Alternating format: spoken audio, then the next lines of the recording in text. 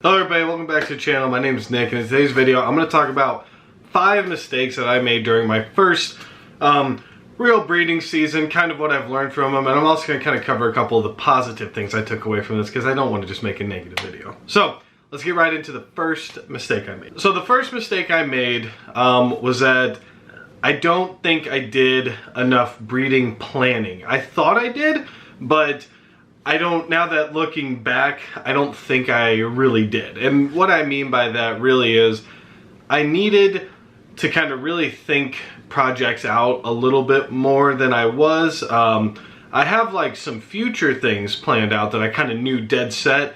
But with this season, there were some things where it was like, oh, well, this would be okay with this, and this would be okay with this, and kind of crossing and mix matching and things like that. So didn't really plan enough. And part of the reason that I think that I struggle with planning kind of leads me into the second thing, is I didn't really have enough males. So kind of went into the season saying, okay, I got my Cypress Pastel Yellow Belly boy, my Desert Ghost boy, and those two are gonna breed to my 8 females that I have going this year. I was like, that works out perfectly, makes total sense, nothing wrong with it.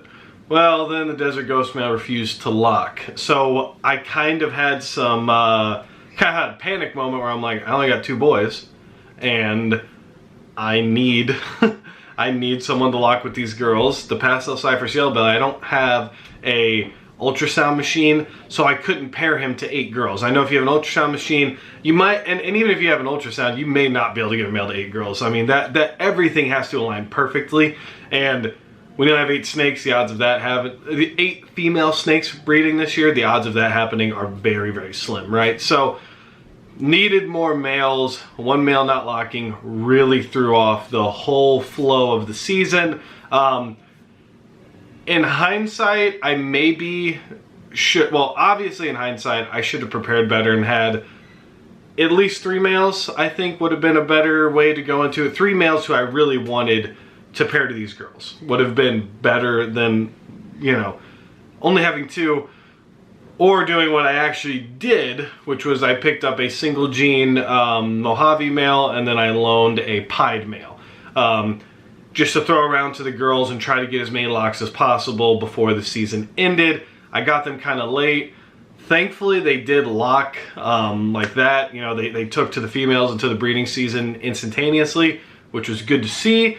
But it kind of threw a wrench into plans. And then also, in hindsight, now that I really think about it, I probably should have just been patient, stuck with my breeding plans that I had made originally, kept rotating that male, and if he never locked, he never locked.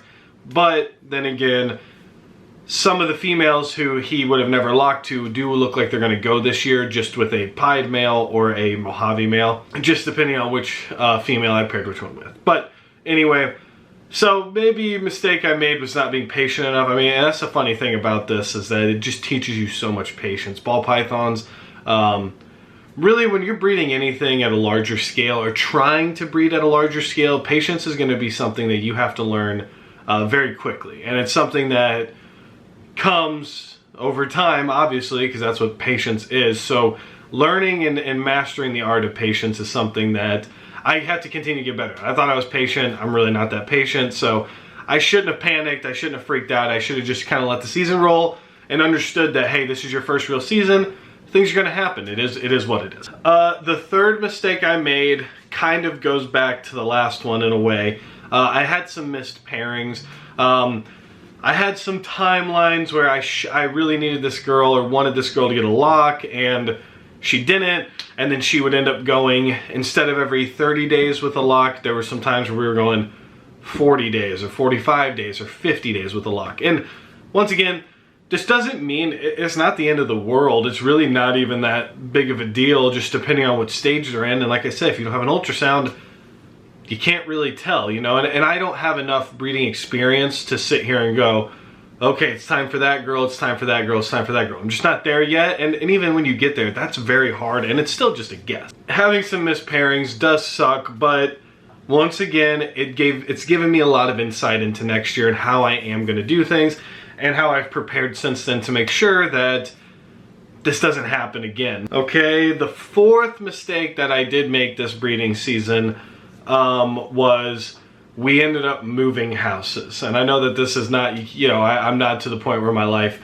you know, my income is not based on the ball pythons or anything like that. This is a hobby. And so, you know, whenever we made the decision to move, when it happened, it just so happened to happen in the middle of the breeding season. And maybe some of my girls reabsorbed, maybe they didn't, you know, I'm not really certain. There's not really a whole lot you could do about that.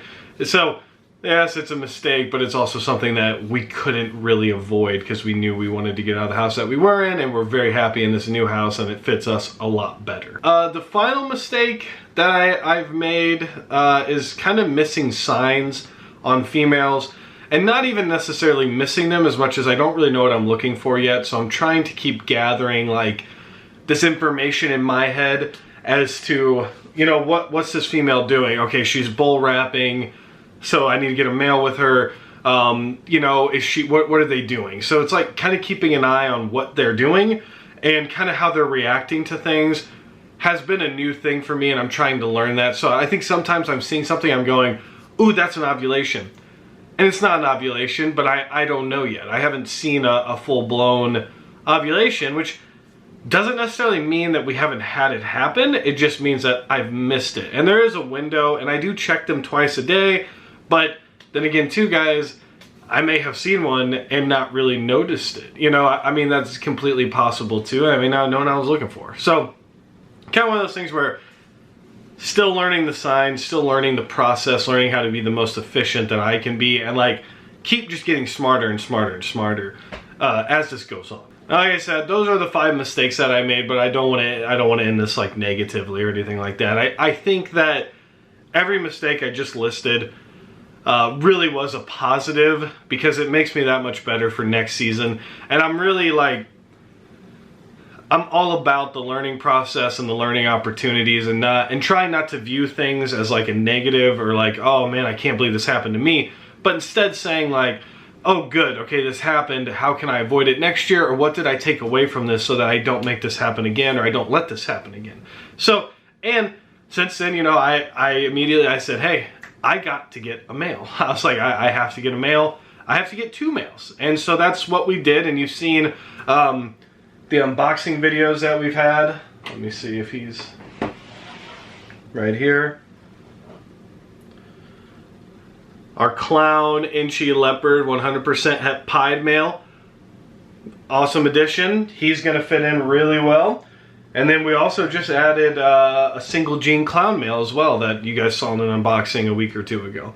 So for me, making these additions and making sure I don't make these mistakes again is very important. And I do actually, I mean, I have on my 2022 season goals, you know, which I might make a separate video, I do plan on adding maybe 1 or 2 more really good males. And then keeping some of these other males as just backups. You know, guys who I know can lock and will get the job done. I kind of want to keep them around. I'm okay with them taking up a little bit of rack space. Because who knows, they might have a project around them one day too for me. So, for me, it's all learning.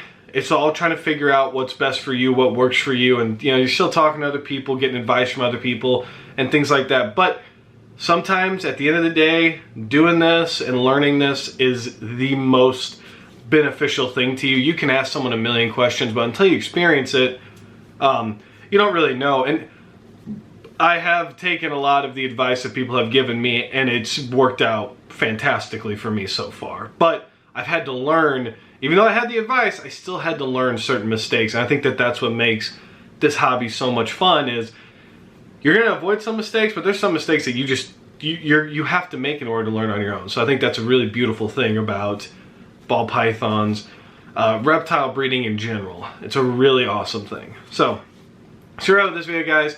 If you made it this far, please hit that like button, hit that subscribe button, and until next time, guys, stay safe and stay positive.